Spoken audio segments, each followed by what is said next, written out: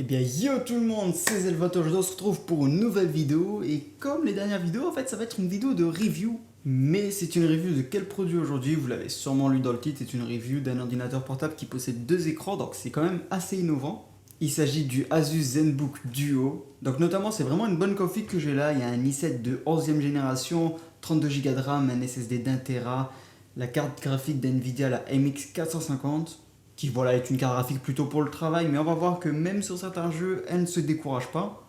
Au niveau du prix de la configuration, je l'avais payé 1799 €, mais une petite bonne nouvelle pour vous, c'est que si vous voulez un modèle similaire, il y a vraiment tout type de configuration sur ce modèle. Et du coup, niveau prix, on en trouve de 800 € jusqu'à 5000 € selon les configurations. Parce que oui, il y a aussi une version gamer de ce PC qui est le Zephyrus Duo, qui n'est pas exactement pareil, mais qui est basé sur le même principe. De toute façon, si vous êtes intéressé par ce genre de machine qui peut avoir deux écrans, je vous mets plein de liens en description. Avec du coup des configurations alors de 800 € jusqu'à 5000 €. Mais ne perdons pas plus de temps, c'est parti, passons à l'unboxing. Alors au niveau de la boîte extérieure, c'est vraiment du classique de chez Asus. C'est le carton qu'on retrouve à peu près sur tout leur ordinateur. Quand on ouvre cette première boîte, on va retrouver tout simplement une petite sacoche de transport qui est offerte par Asus, avec une matière un petit peu plastique mais assez douce, j'aime beaucoup. Seul petit bémol de cette sacoche, c'est qu'elle fait vraiment pile poil la taille de l'ordinateur, donc un peu moyen je trouve. Personnellement, je me sers pas de cette sacoche parce que je la trouve pas pratique, on peut pas non plus ranger le chargeur avec. Donc j'ai préféré racheter une petite sacoche qui coûtait pas trop cher, je vous mets le lien en description si elle vous intéresse. Mais la sacoche que j'ai rachetée est vraiment plus pratique parce que déjà l'ordinateur ne passe pas tout juste. Ce qui fait que si par exemple on a un petit dongle USB de branché ou autre, on n'est pas obligé de l'enlever quand on va le transporter. Et aussi surtout on a un espace pour mettre le chargeur et d'autres accessoires. Ensuite on va retrouver une deuxième boîte de couleur un peu gris bleuté. Alors c'est une matière qui est vraiment très agréable au toucher, moi personnellement j'aime beaucoup, ça fait vraiment qualitatif. Et la boîte est vraiment assez sobre, il y a juste marqué Asus ZenBook Duo en argenté au milieu et c'est tout.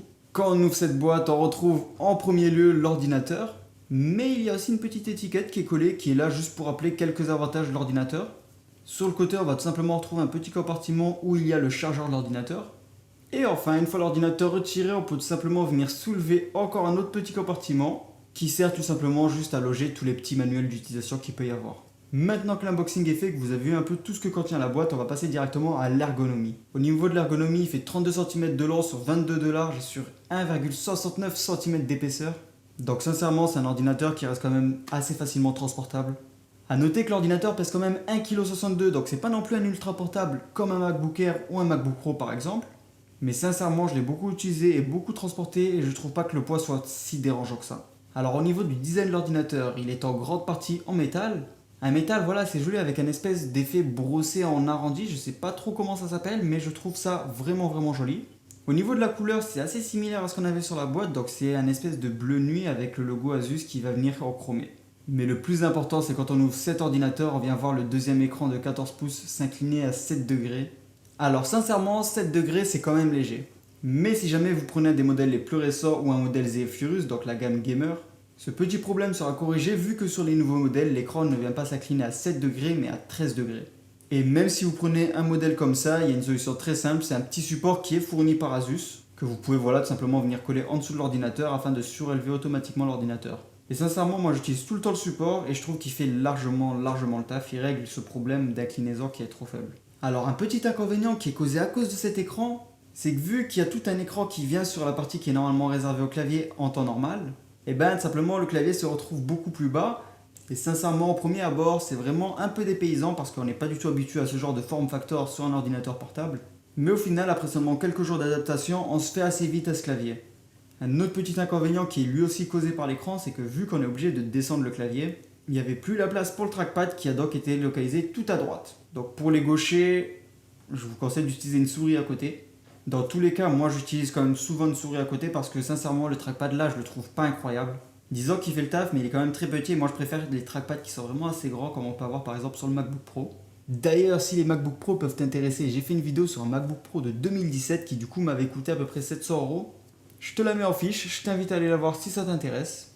Au passage, je rappelle que vous êtes plus de 99% à regarder la chaîne sans être abonné. Je vous invite donc à laisser un like et à vous abonner, vous ça ne vous prend que 2 secondes et moi ça compte beaucoup pour moi.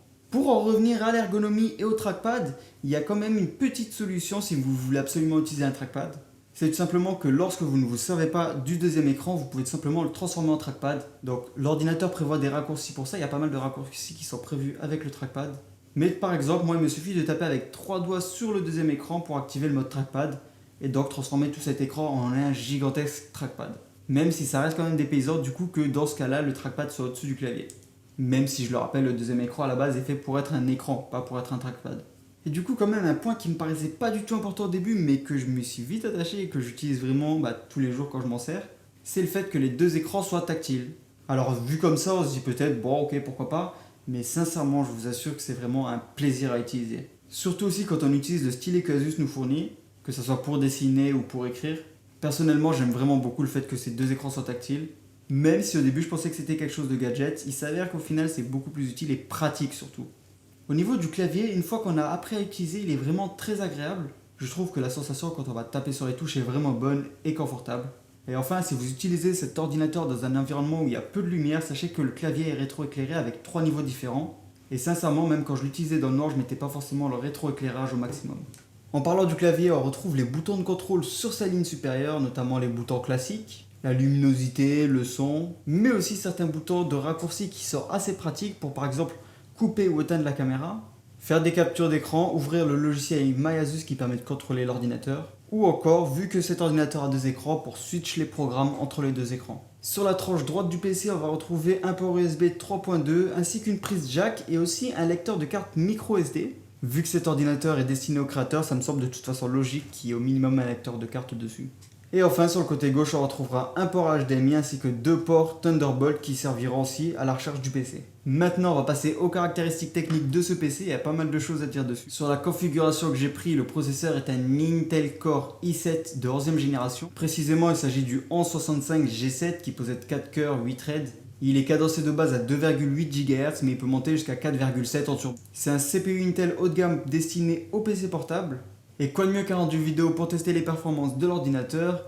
Donc j'en ai effectué un, notamment celui de ma dernière vidéo sur le MacBook Pro. Donc voilà, c'est une vidéo d'à peu près 10 minutes en 4K avec le débit au maximum. Et le rendu a mis à peu près une vingtaine de minutes sur Adobe Media Encoder. Si vous ne savez pas, Media Encoder c'est juste pour encoder les vidéos de Premiere Pro tout en pouvant utiliser Premiere Pro à côté. Au niveau de la mémoire RAM, j'ai pris 32 Go, c'était le maximum possible sur ce modèle. Pourquoi j'ai pris 32 Go alors que la plupart des choses en vrai que je vais faire avec ce PC ne nécessitent pas 32 Go, c'est tout simplement parce que c'est une mémoire qui est soudée. Ça veut dire qu'il n'y aura pas la possibilité de pouvoir changer la RAM de ce PC. Et vu que c'est un PC que je veux voir durer dans le temps et que j'ai quand même certains besoins, j'ai préféré prendre plus large. La carte graphique, c'est la Nvidia GeForce MX 450 en GDDR6. Alors c'est une petite carte graphique qui de base n'est pas du tout fait pour du gaming. Cette carte graphique, elle est principalement faite pour travailler, notamment en édition photo et vidéo. Mais en vrai de vrai, j'ai fait le test, vous allez voir ça, elle tient très bien la route en jeu vidéo aussi. Alors je vous préviens tout de suite, ça sera pas incroyable du tout. Mais il y a quand même moyen de bien s'amuser avec. Alors voilà, j'ai testé sur 4 jeux, sur Valorant déjà en tout premier. Au niveau du test sur Valorant, alors globalement ça tourne quand même plutôt bien. On reste à peu près au-dessus des 60 FPS, mais le problème c'est qu'il y a quelques micro-freezes quand même assez dérangeants dans des jeux compétitifs comme celui-ci.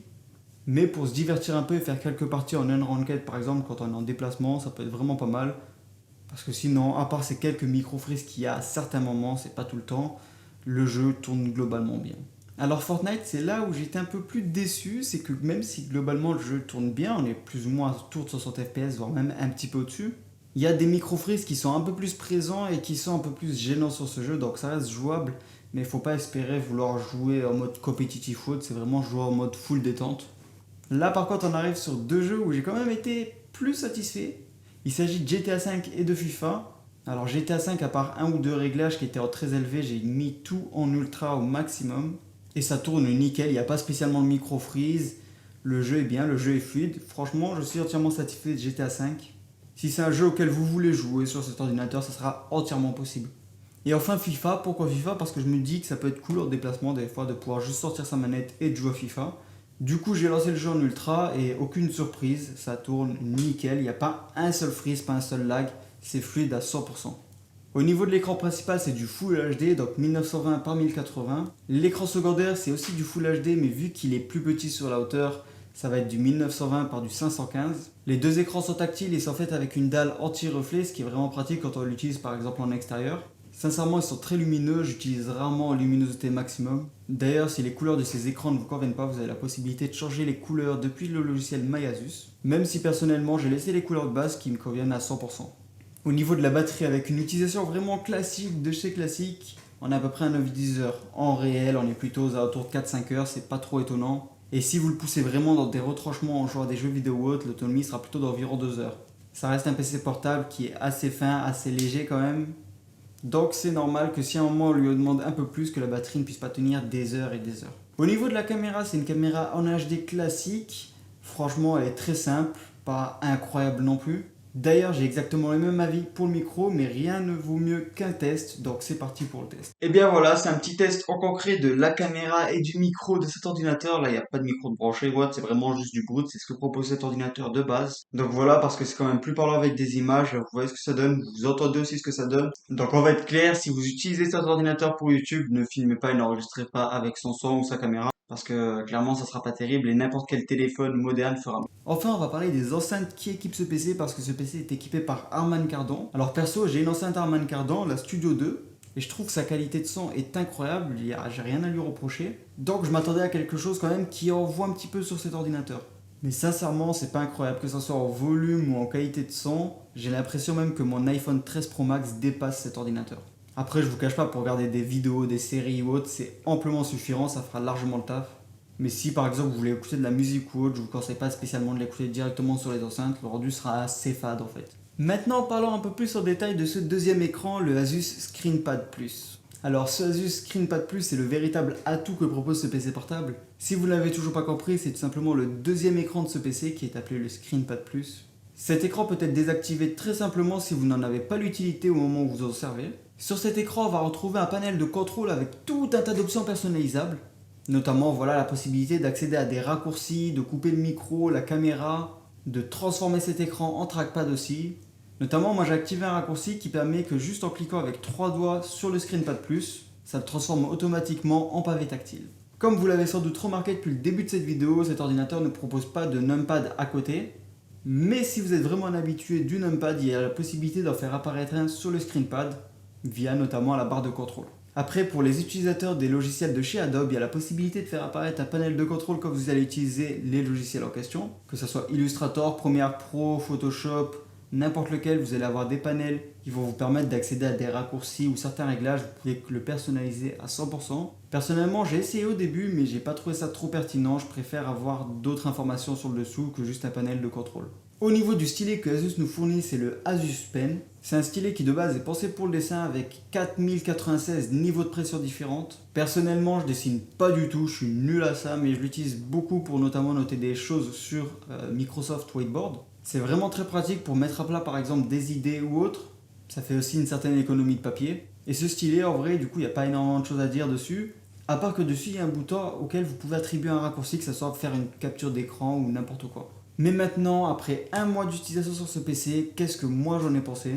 Sincèrement, je pense que c'est un vrai PC portable pour les créateurs et pour ceux qui ont l'habitude de travailler avec plusieurs écrans. Moi par exemple, chez moi, je suis habitué à avoir 3 écrans et du coup, c'est vraiment pratique de pouvoir avoir un PC portable avec 2 écrans quand je suis en déplacement. Disons que j'ai vraiment l'habitude de faire du multitâche et d'avoir plein de fenêtres ouvertes. Donc sur un PC portable classique, notamment par exemple le MacBook Pro que je pouvais avoir avant, je trouve qu'un seul écran c'était vraiment trop juste. Un petit point négatif, c'est qu'il peut venir à chauffer assez vite et la ventilation s'entend quand même. Alors elle va pas faire le bruit d'un avion de chasse, mais ça reste quand même un petit peu bruyant. Et sincèrement, si vous travaillez beaucoup, que vous faites beaucoup de multitâches, ou que vous êtes simplement habitué à avoir au minimum un seul grand écran, je ne peux que vous recommander ce PC portable. Surtout que c'est une vraie innovation et qu'en fait il n'y a pas vraiment de concurrence, à part d'avoir soi-même un deuxième écran à côté. Mais on va pas se le cacher, c'est quand même moins pratique que d'avoir tout intégré en une seule machine. Je tiens aussi à vous rappeler que j'ai mis plein de liens dans la description. Donc il y a plein de configurations pour essayer d'être adapté à tous les budgets possibles. Pour vous permettre peut-être de vous aussi trouver un ordinateur portable Asus qui a 2 écrans à votre budget. Et sur ce, si cette vidéo vous a plu, n'hésitez pas à vous abonner, laisser un like et un commentaire. C'était Zelvod, je vous dis à une prochaine vidéo. Salut!